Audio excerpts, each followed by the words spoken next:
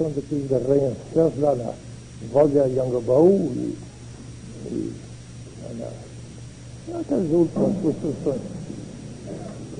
20, 30 andares, e durante meses inteiros não se via nenhum andar. Tudo debaixo da terra. Primeiro construíram tudo para baixo, para poder construir para cima. Na arquitetura é assim mesmo. Antes de poder construir para cima, fora da terra, eles constroem alicerces, fundações, estacas franquis, e outros batendo, martelando meses inteiros, um ano inteiro, depois saiu o primeiro andar, onde a terra do ano. É a mesma coisa nós temos que fazer. Eu não posso construir a nova humanidade no ar, sem alicerces, sem fundações. Então, não tenham pressa. O nosso curso nunca tem fim. O nosso curso só tem princípio. Aqui há muitas pessoas que estão 10 anos no Alvorada ouvindo as minhas aulas. Muitos com 10 anos de idade. Outros estão com 15 anos de aulas aqui ou lá embaixo. Alguns estão com 20 anos de curso do Alvorada. Alguns estão desde o ano 56, quando nós começamos regularmente esses cursos. Todos se consideram principiantes. Quer dizer que nós não temos cursos durante tantos meses a gente frequenta, depois faz exame, tira diploma e é formado para todos os efeitos. Sai do forno, rente como pão quente. Pronto.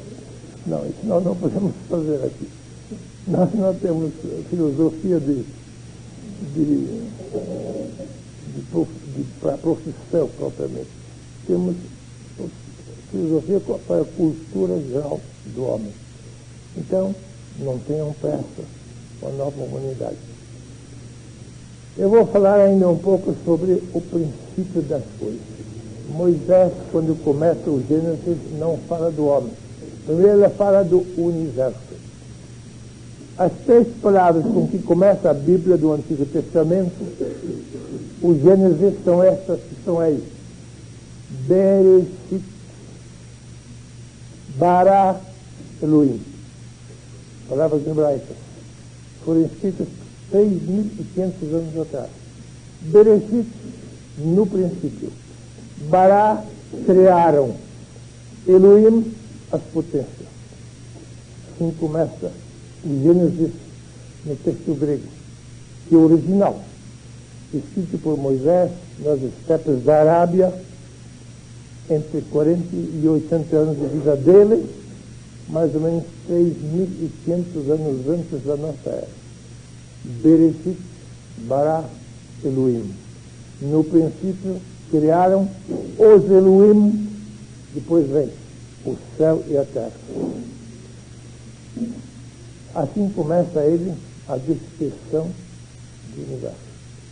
Quem são os Elohim? Já vos disse na última aula que Moisés nunca fala em Deus. Ele fala nas potências criadoras. Ele não entende Deus, uma pessoa, um indivíduo. Ele entende que o universo há potência. Usa o plural, mas não é politeísmo. É o plural de majestade. Quando nós usamos palavras majestosas, também usamos sempre o plural. Vossa majestade, vossa senhoria, etc. Não entendemos que seja plural, entendemos que é uma coisa grandiosa, sublime. E assim Moisés usa a palavra Elohim, que é plural, para a alma do universo. O que nós vemos do universo é o corpo do universo. Os nossos 5 sentidos só percebem os efeitos. Só percebem a existência.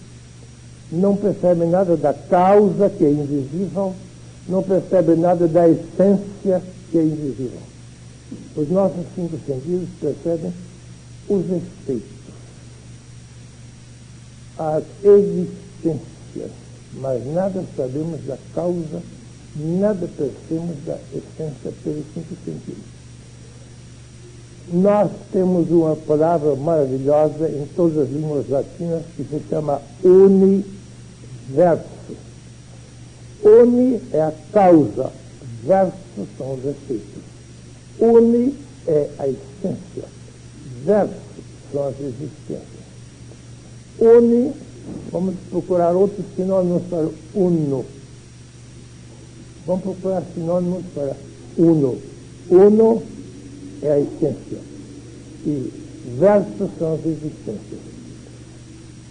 Em vez de uno, podemos dizer também o absoluto. E para verso podemos dizer as coisas relativas. Em vez de uno, podemos dizer o infinito. E para verso podemos dizer os finitos. Em vez de uno, podemos dizer o Criador. E para verso podemos dizer as criaturas. E assim por diante. De maneira que vamos usar muito nesse curso a palavra universo, entendendo sempre por unir, que é a primeira parte da palavra universo. Uni, entendemos sempre o eterno, o infinito, a causa, a essência, a divindade, Brahman, e assim por diante. E por verso, entendemos sempre as criaturas, os efeitos, Maya, como dizem lá no Oriente, chama de natureza Maya, e assim por diante. Isso é uma palavra maravilhosa que temos só em língua latina. Em nenhuma outra língua existe palavra igual a universo. Unidade na diversidade. O infinito que se manifesta sempre infinito. A causa que se revela sempre em espíritos. A divindade que se revela em muitas criaturas. Isso é universo. Uma palavra junta dá a totalidade. Causa e efeito. Infinito e finito. Essência e existência. O Criador e as criaturas. Isso é universo. É a totalidade das coisas. Então, Moisés chama o Uni os Elohim. No princípio, o Uno criou o verso. Verso é tudo que nós podemos verificar pelos sentidos e analisar pela nossa mente intelectual. Isso é, então, a totalidade. Bara, em hebraico, quer dizer criar. Criar. O que é que nós entendemos por criar? Alguém inventou que criar é fazer uma coisa do nada, da essência e da existência. É inaceitável essa definição de criação. Criar, naturalmente criar, não criar. Para nós, criar e criar não é a mesma coisa. Isso é bom para a escola primária, identificar, criar com criar, mas nós estamos em um curso universitário aqui, até super-universitário. E nós temos que fazer rigorosa distinção entre criar, palavra latina, e criar, que é um neologismo novo, um neologismo moderno, ultimamente inventado aqui no Brasil. Criar. Nós não falamos de criar. Criar é produzir, mas criar não é produzir. Criar quer dizer a transição da essência para a existência. A transição do infinito para o finito. A transição do universal para o individual. A transição do absoluto para o relativo. A transição do Criador para a criatura. A transição do eterno para o temporário. Isso que nós chamamos criar, com a palavra latina criar, com E. Mas perguntar a alguém, é possível tal coisa? A criação é possível? O infinito pode ter uma transição para o infinito? Não é isso uma diminuição do infinito? Alguém me escreveu uma vez uma carta lá de Vitória do Espírito Santo, com o símbolo de um cartório lá de Vitória do Espírito Santo. Quer dizer que devia ser um funcionário lá de um cartório de Vitória do Espírito Santo. Ele me escreveu: não pode haver tal coisa como criação. Porque se o Criador, se pluraliza ou se multiplica em forma de criatura, ele perde uma parte da sua essência. Então ele diz, uma fogueira que lança fora muitas centelhas, muitas faíscas, vai diminuir na razão direta em que ele joga fora essas centelhas. Mas como as criaturas são centelhas do Criador, se o Criador produz muitas criaturas, ele fica diminuído. Ele vai perder aquilo que ele joga para fora de si, como uma fogueira que joga fora muitas faíscas, muitas centelhas, ela vai diminuir pouco a pouco, a não ser que essas faíscas voltem para ele. Mas geralmente eles se apagam lá fora. Esse senhor lá no cartório de história do Espírito Santo não entendeu nada do que nós entendemos por criação. O Criador não perde nada pelo fato de ele criar criaturas. Por que não? Porque o Criador não é uma quantidade grande que joga fora de si quantidades pequenas. Se o Criador fosse uma quantidade dimensional, ele perderia aquilo que está fora de si. Os poetas dizem que nós somos centelhas da divindade. É muito bonito dizer que cada um de nós é uma centelha da divindade. Isso é permitido aos poetas, é proibido aos filósofos dizer tal coisa. Isso é poesia, mas isso não é filosofia. Nós não somos centelhas da divindade, porque centelha é uma quantidade pequena. E a divindade seria uma quantidade muito grande.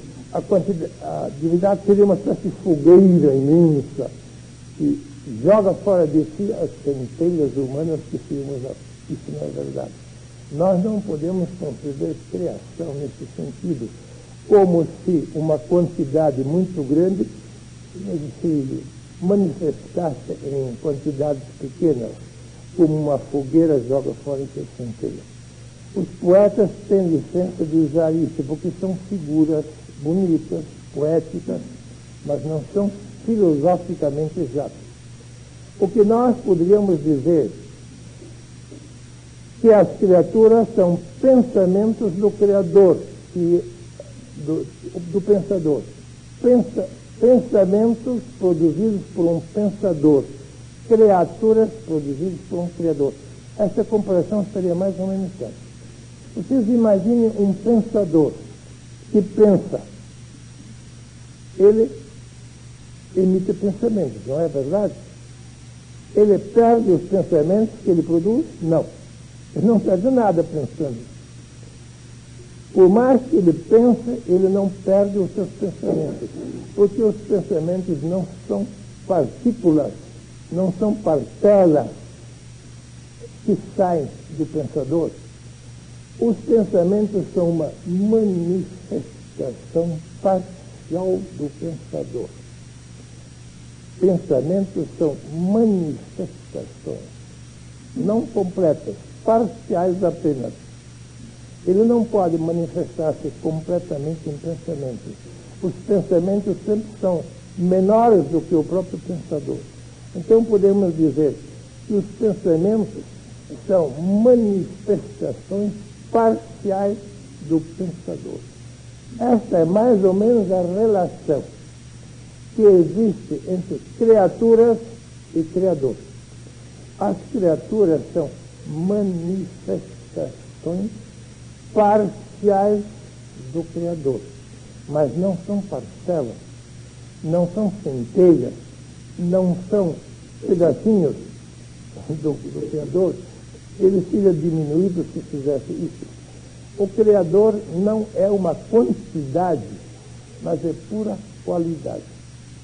Pura qualidade. Aristóteles, o grande pensador da Grécia, 4 séculos antes de Cristo, Aristóteles, chamado realmente o príncipe da filosofia, ele diz: Deus é ato puro. Deus é pura atividade. Deus não é passividade nenhuma. Ele é absoluta, infinita atividade. Vibração, atividade. Isso Aristóteles chama a divindade. A divindade não tem passividade. A divindade é infinitamente ativa. A infinita passividade seria o nada. E a infinita atividade é o todo. Podemos dizer que a divindade é o grande todo. Não um todo quantitativo, mas um todo qualitativo. E o contrário do todo infinito seria o nada. Passividade absoluta seria o nada. E a atividade absoluta seria o todo. Assim, Aristóteles concebia a divindade. Infinita atividade. E nós o que somos? Nós somos um pouco atividade e um pouco passividade. Nós somos algo. Nós não somos nem o todo, nem o nada. Nós estamos no meio. E somos parcialmente ativos e parcialmente passivos. Quer dizer que estamos entre o todo infinito e o nada infinito. Temos uma certa porcentagem de atividade e uma certa porcentagem de passividade.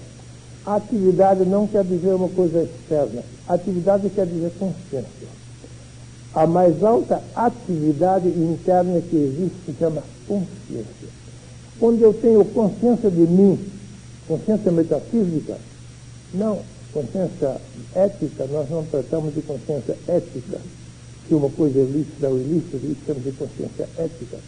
Nós tratamos da consciência metafísica.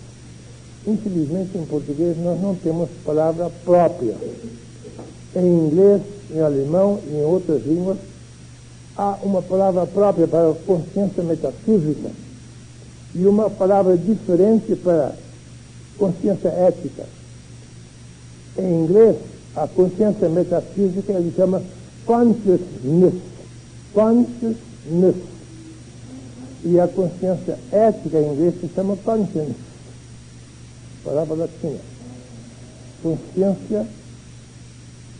Em alemão, a consciência metafísica eles chamam Bewusstsein. Bewusstsein é a consciência metafísica em alemão. E a consciência ética em alemão é Gewissen. Gewissen é consciência se alguma coisa é lícita ou não. E Bewusstsein é o fato de eu ser consciente de mim mesmo. Se eu tenho consciência de mim mesmo, não tem nada a ver com lícito e ilícito, com bem ou mal. Não. Se eu tenho consciência da minha existência. Quando nós temos pouca consciência de nós, consciência metafísica, nós estamos num plano muito baixo de existência. E quando nós temos um alto grau de consciência de nós mesmos, de Bewusstsein, de consciousness, de consciência metafísica, então nós chamamos isso autorrealização. A autorrealização não é outra coisa senão a evolução ascensional da nossa consciência metafísica. Parece que uma pedra ou não tem nenhuma consciência ou tem pouquíssima consciência. Nós realmente pensamos que o mundo mineral não tenha nenhuma consciência. Mas pode ser que tenha um pouquinho de consciência. Por que é que no mundo mineral existem átomos e cujos elétrons giram com uma tremenda velocidade ao redor do próton, as partículas negativas girando ao redor do centro negativo, não é uma espécie de consciência, é uma consciência material, uma consciência mecânica no mundo mineral. Mas parece que é uma espécie de consciência. Não igual à nossa, é claro. E as plantas, será que não têm nenhuma consciência? Parece que têm alguma consciência. Elas sabem onde está o sol. Sabem a seu modo. Não é só o girassol que se volta para o sol. Todas as plantas gostam de voltar as folhas para o sol. E quando a gente põe uma planta num lugar escuro, ele procura lá de onde é que vem a luz. volta as folhas para a luz, porque ela não pode viver sem luz. É uma espécie de consciência vegetal. E o animal, já que não tem nenhuma, é claro, ele sabe o que é gostoso, o que não é gostoso, como é que se deve multiplicar, etc. É uma espécie de consciência animal. Né? Em nós, a consciência tem um grau muito alto, muito mais. Nós estamos muito além da consciência mineral, vegetal e animal. Um novo grau de consciência superior.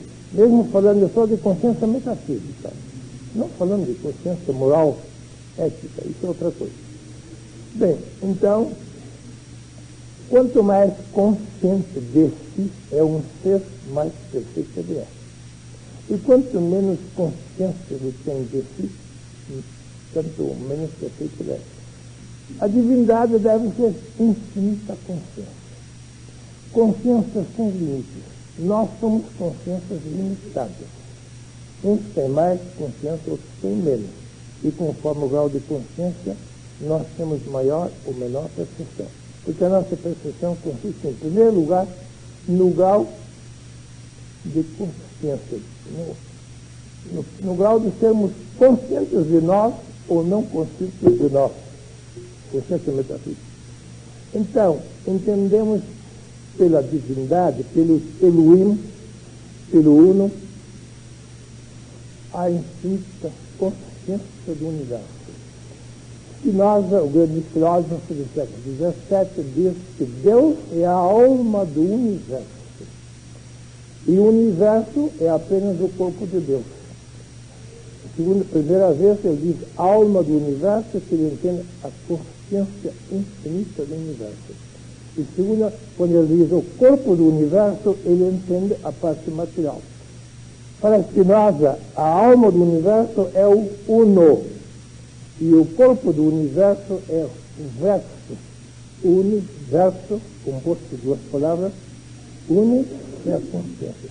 E verso, que é ou consciência mineral, ou consciência vegetal, ou consciência animal, ou consciência nominal, ou outras consciências, mas sempre uma consciência finita, uma consciência limitada. De maneira que, no princípio, criaram os Elohim, o céu e a terra. Criaram não do nada, mas do todo. A verdadeira criação é do nada da existência, mas é do todo da existência. Nós não podemos dizer que a criação é do nada da existência e do nada da essência. A segunda parte está errada. Alguns teólogos dizem que a criação é produzir algo do nada da existência. Isso está certo. E acrescentam erradamente e do nada da essência. Isso é impossível. Porque o nada da essência é uma utopia. Se a essência é o todo, não existe o nada. O nada é uma abstração. O nada não é uma realidade. Quer dizer, nós temos que definir criação como uma transição do todo da essência para uma existência parcial. Isso nós e Moisés também entendemos por criação. Isso não é uma transformação da essência na existência.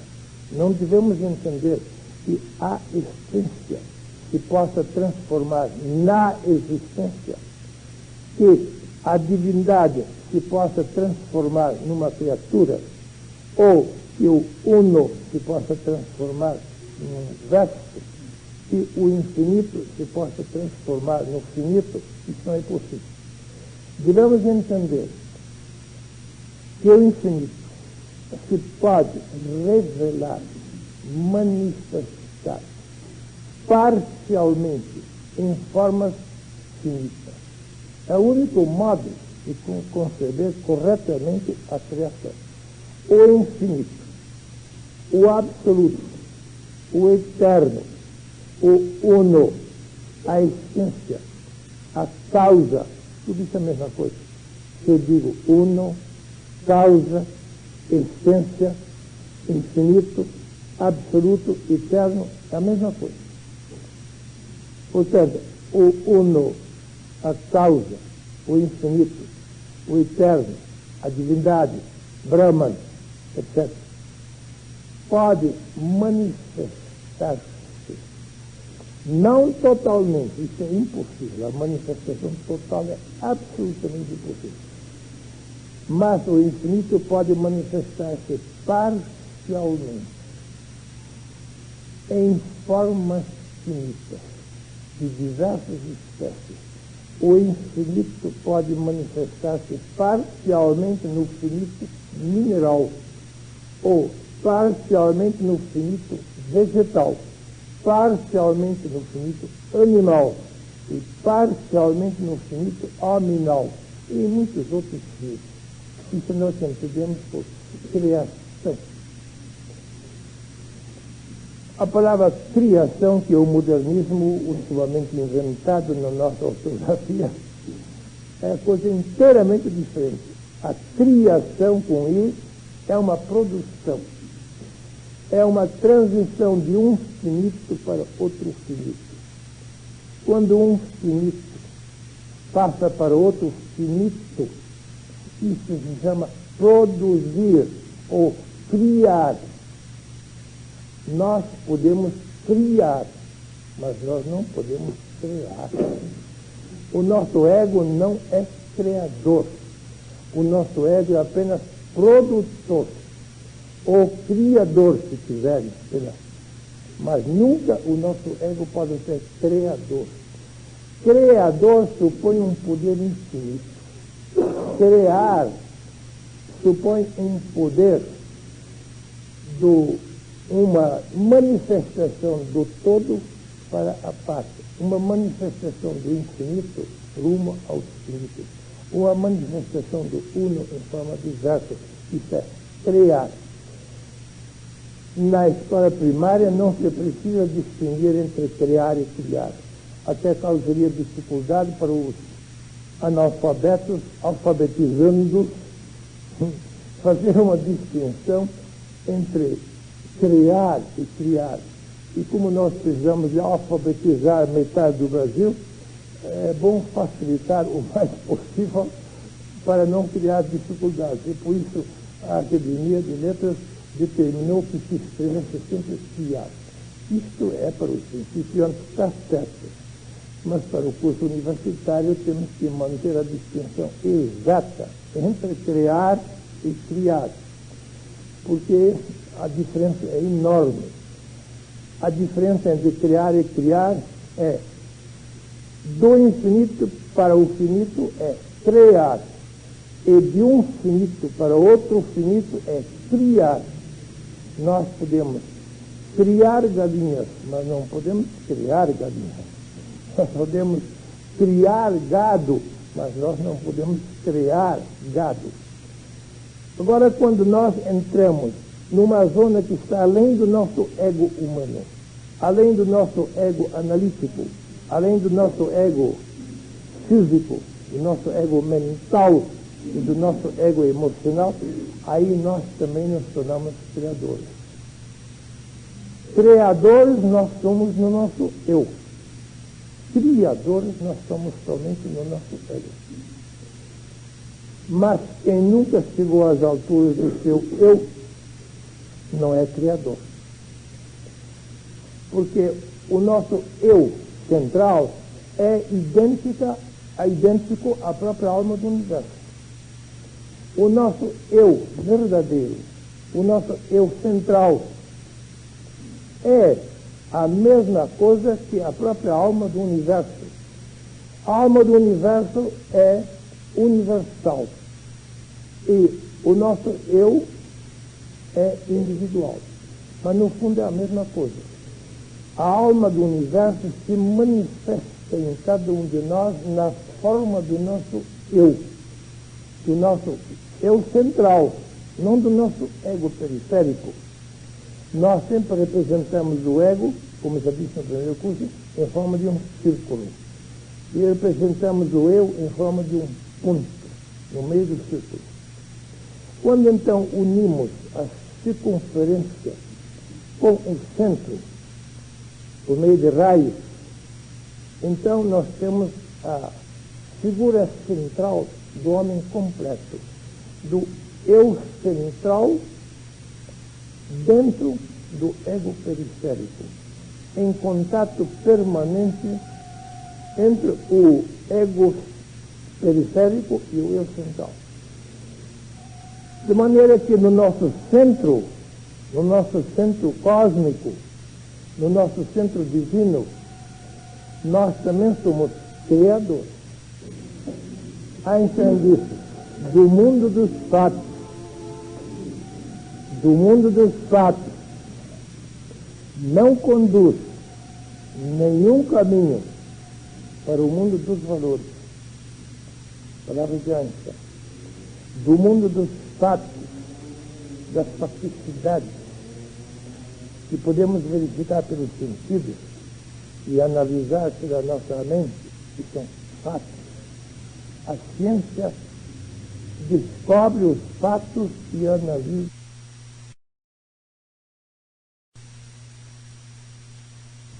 Isso se chama ciência. A ciência é do nosso ego. A ciência não é do nosso eu. A ciência descobre os fatos da natureza e analisa os fatos da natureza pela física, pela química, pela biologia, por todas as outras ciências nós descobrimos os fatos e analisamos os fatos. Tudo isso é atividade do nosso ego, que não é criador, mas é descobridor. O nosso eu cria valores.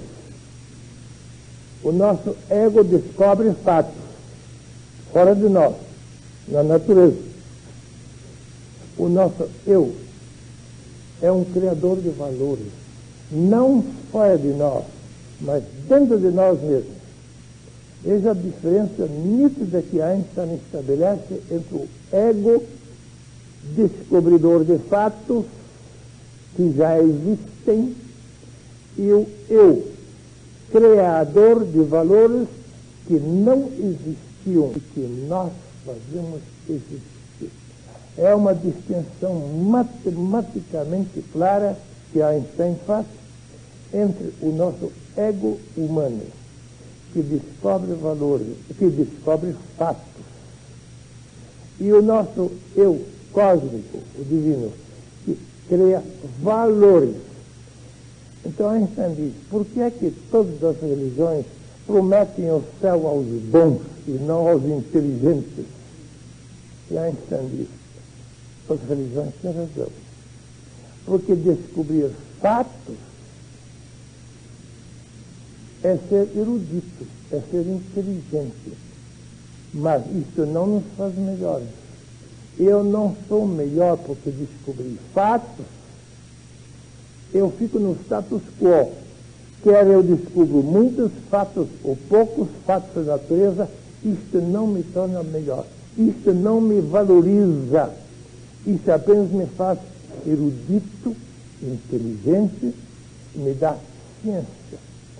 Mas, continua Einstein, quando alguém cria valores dentro de si mesmo, então ele se torna bom.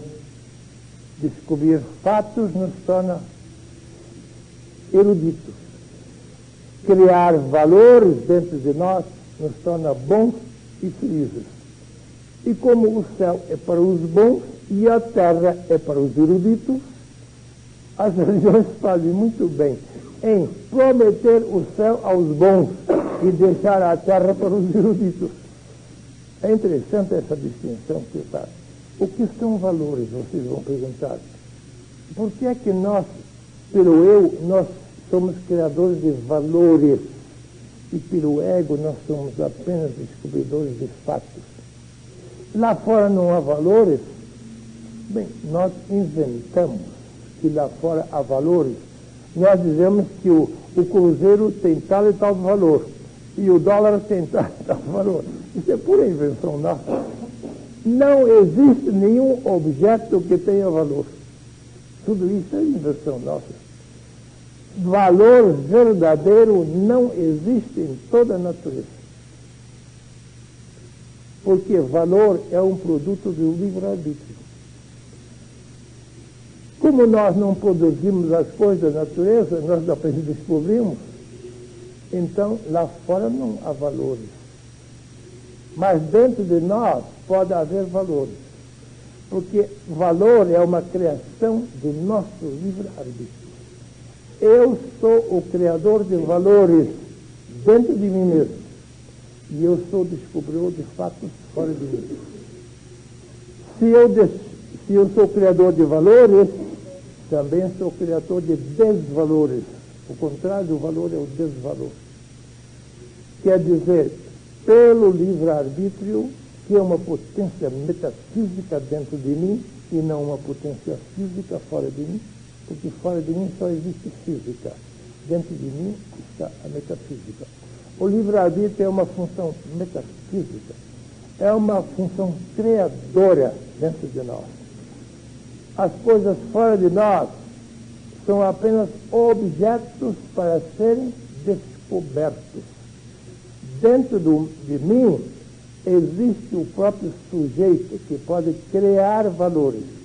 Eu me posso tornar melhor do que sou, também me posso tornar pior do que sou. Quer dizer, eu sou uma espécie de criador, não no meu ego, que é apenas descobridor, mas no meu eu. No meu eu sou imagem e semelhança de Deus. Isso é que Moisés quis dizer no Gênesis, quando ele disse que os Elohim criaram no primeiro período tais e tais coisas. No segundo período, não dia, período, temos que traduzir, Yom. No segundo período criaram tais coisas. Criaram. E no terceiro período tais. E no quinto período tais coisas. E no sexto período, no fim do sexto período, resolveram criar o homem. E quando criaram o homem, disseram, ele agora é imagem e semelhança nossa. As outras coisas não eram, mas o homem era. Por que disseram isso? Porque eles deram ao homem o poder criador. As outras criaturas são apenas criaturas criadas. Não são criaturas criadoras. Nós somos a única criatura criadora aqui no planeta Terra. Vamos supor que haja outros, talvez mais criadores do que nós.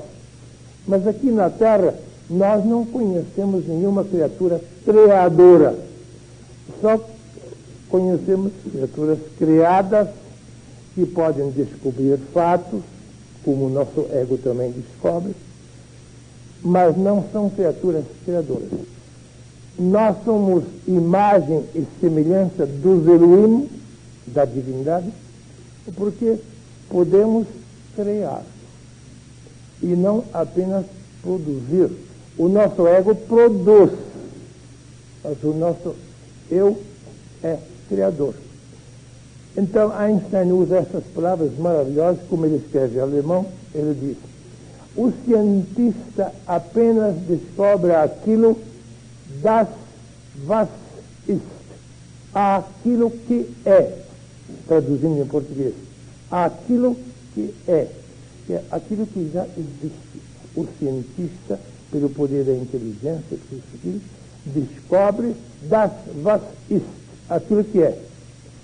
Mas nós, diz Einstein, pelo poder do nosso livre-arbítrio, criamos das was sein soll, aquilo que deve ser.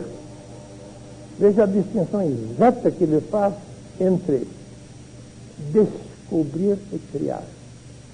Pelo ego, nós só podemos descobrir aquilo que é, os fatos das was ist. Mas pelo nosso eu dotado de livre-arbítrio, nós podemos criar das was sein soll, aquilo que deve ser. Aquilo que deve ser mas ainda não é. Quer dizer, nós fazemos existir coisas pelo poder do livre-arbítrio que antes não existiam e que depois existem. Isto é ser bom.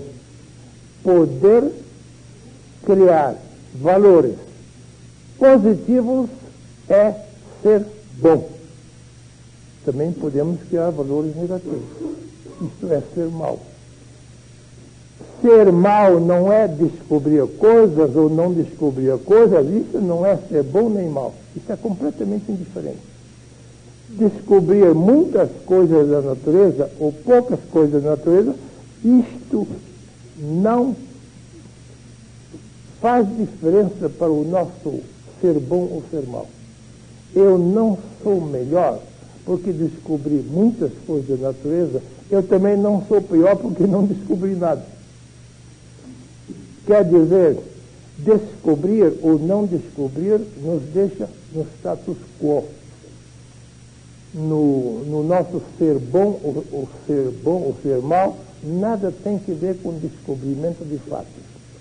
O ser bom ou ser mal não tem que descobrir nada com descobrir ou não descobrir fatos. Tem que ter exclusivamente com criar valores positivos ou criar valores negativos. Porque existem dois tipos de valores. Vamos ver o que é que entendemos por valor. Valores são criações do nosso livre-arbítrio. Verdade, justiça, amor, benevolência, amizade, fraternidade, honestidade são valores. Não são coisas, não são objetos. Vocês nunca viram um objeto chamado verdade. Nunca viram um objeto chamado amor. Vocês nunca viram nenhum objeto, nenhum fato chamado justiça. Essas coisas não existem. Essas coisas são criadas pelo nosso livre-arbítrio, que é o nosso eu, ou a nossa consciência. Vocês podem dizer eu, vocês podem dizer consciência, vocês podem dizer livre-arbítrio, no fundo é a mesma coisa. Os valores são criações do nosso livre-arbítrio. Tanto os valores positivos, verdade, justiça, amor, bondade, benevolência, são valores positivos, como também os contrários. Ódio, vingança, pessimismo, tudo isso são valores negativos. Os valores negativos nos tornam piores e os valores positivos nos tornam melhores. É a nossa evolução ou então a nossa involução. Nós somos senhores, tanto da nossa evolução como da nossa involução. Pela criação de valores positivos, nós promovemos uma evolução ascensional, que chamamos autorrealização, propriamente.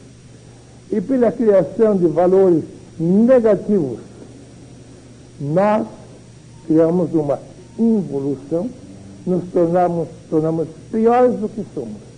Nós temos dois caminhos abertos: evolução para cima e involução para baixo. Isto depende da função do nosso eu central, da função do nosso livre-arbítrio, da função da nossa consciência. Na periferia do nosso ego, nós não somos bons nem maus. Nós somos ou eruditos ou ignorantes. Apenas isto nós somos. Mas o erudito não é melhor por ser erudito. E o ignorante não é pior por ser ignorante das coisas da natureza, é claro. Das coisas da física, da química, da biologia. Ele pode ser ignorante ou pode ser erudito. Mas ele não se torna melhor nem pior por causa da erudição ou por causa da ignorância. Quer dizer que é um setor completamente diferente onde funciona o nosso ego intelectual, mas onde funciona o nosso eu espiritual. Aí começa a nossa valorização ou a nossa desvalorização. Então, diz o Moisés nos Gênesis, o homem foi criado à imagem e semelhança de Deus. Ele foi criado com um poder criador, naturalmente também com um poder criador negativo. Porque onde existe um poder positivo, um poder criador positivo na criatura, não no criador, aí também existe um poder criador negativo. Isso é inevitável. E perguntar por que é que o mundo é assim, nada tem a ver com Deus, nem com o diabo. Tem que ver conosco, tem que ver com a nossa criatividade positiva ou a nossa criatividade negativa. Nós podemos tornar o mundo melhor do que ele é pela nossa criatividade positiva. Também podemos tornar o mundo muito pior do que ele é, ou pelo menos a humanidade, pela nossa criatividade negativa. Mas por que é que prevalece sempre a criatividade negativa? Vemos em toda parte. É muito mais fácil ser mal do que ser bom. Bem, a nossa evolução sempre começa pelo lado de fora. Toda a evolução vai de fora para dentro. É uma coisa estranha. Podem verificar em toda a natureza fora de nós que a evolução começa de fora para dentro, da periferia para o centro, e em nós também. Sendo que a nossa periferia é o ego, a coisa externa é o nosso ego.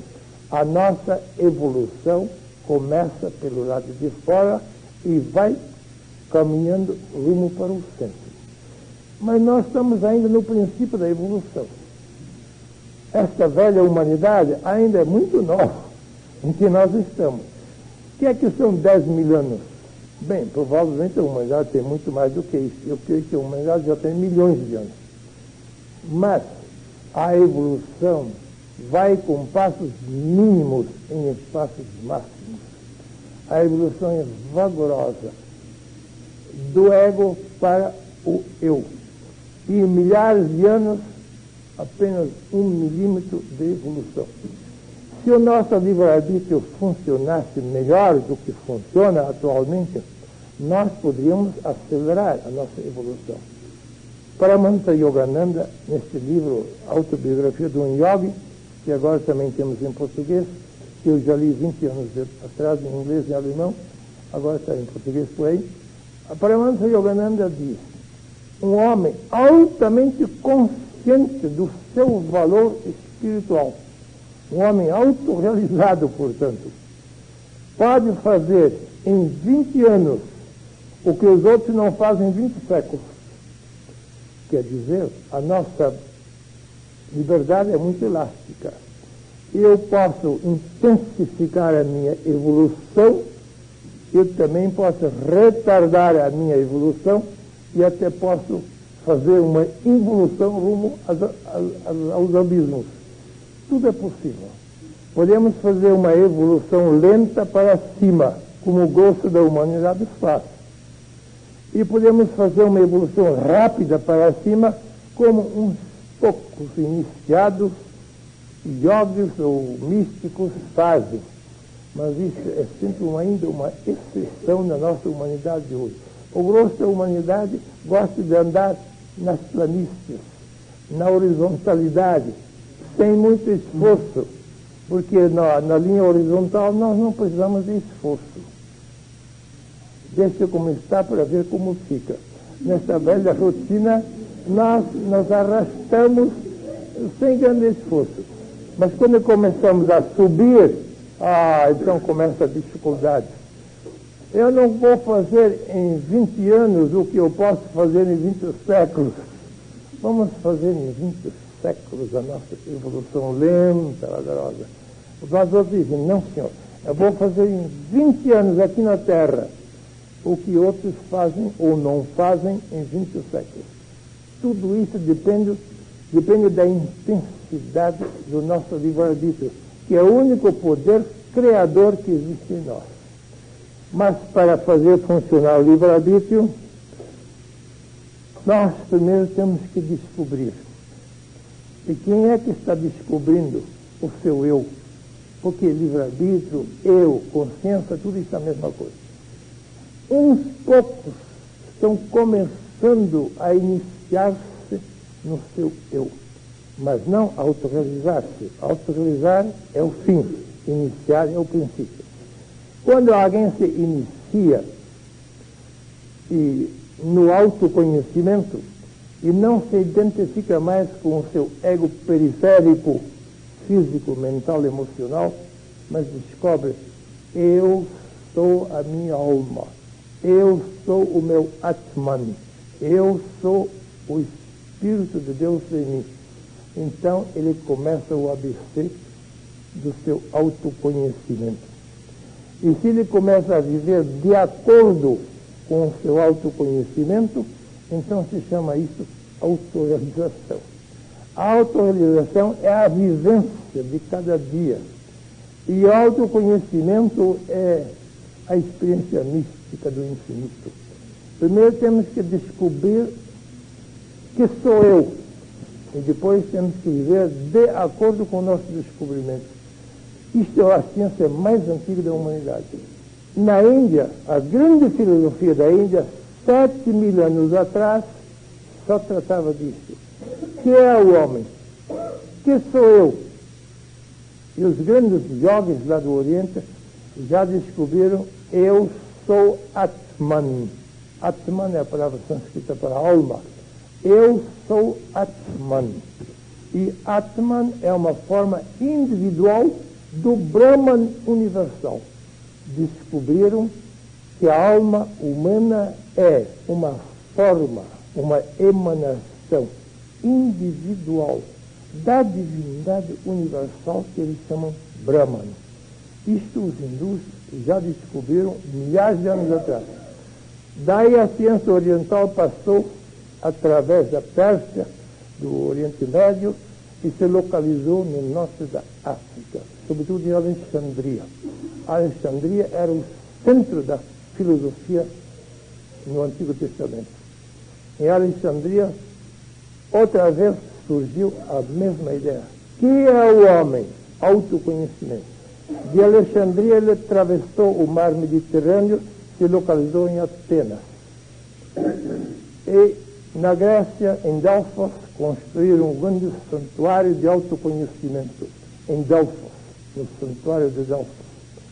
E na fachada do santuário puseram duas palavras: gnotis theoton, em grego.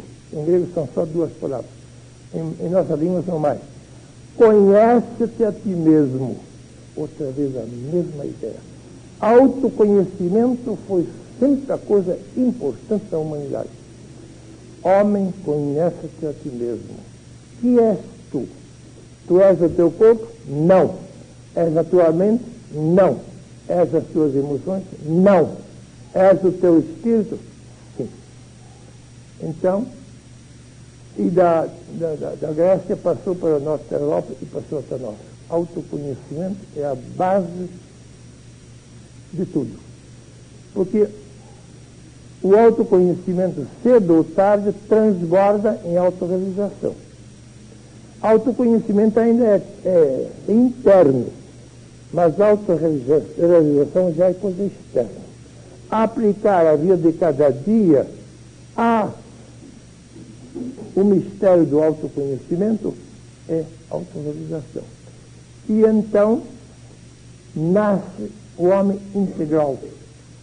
Não somente o ego, nem somente o eu, mas os dois juntos, em perfeita harmonia, a síntese entre o centro e as periferias. Isso é que nós chamamos o homem cósmico, o homem integral, o homem plenamente realizado. Através do nosso curso nós vamos falar muito, primeiro, no homem profano, segundo, no homem místico, terceiro, no homem cósmico. O homem profano só conhece o seu querido ego, não sabe nada do seu centro, só conhece as periferias. O homem místico se isola no centro, mas abandona as periferias. Não quer saber do seu ego, se isola no eu. Finalmente aparece o homem cósmico e diz, não, vamos fazer uma síntese entre o eu central, o nosso eu verdadeiro, e todas as nossas periferias do nosso ego. Vamos estabelecer uma grande harmonia, uma grande síntese entre o nosso ser interno e o nosso existir externo. Porque o ego existe e o eu é. Ser é muito mais do que existir. Ser é uma coisa central e existir sempre uma coisa periférica. O eu é e os egos existem. Então, pouco a pouco, o homem, através de um longo caminho de evolução, chega ao autoconhecimento e culmina cedo ou tarde em autorrealização. Tudo isto já está embrionariamente contido nos mais antigos livros da humanidade. Já está no Gênesis, como veremos ainda futuramente. E está em muitos outros livros. A Bhagavad Gita está cheia disso. Outros livros antigos, o Evangelho do Cristo também. Está cheio dessas coisas de autoconhecimento e de autorrealização. E nós não estamos fazendo nenhuma novidade aqui. Nós apenas estamos explicando aquilo que sempre existiu, mas que muitos ignoraram e precisam finalmente conhecer a verdade sobre nós. Vamos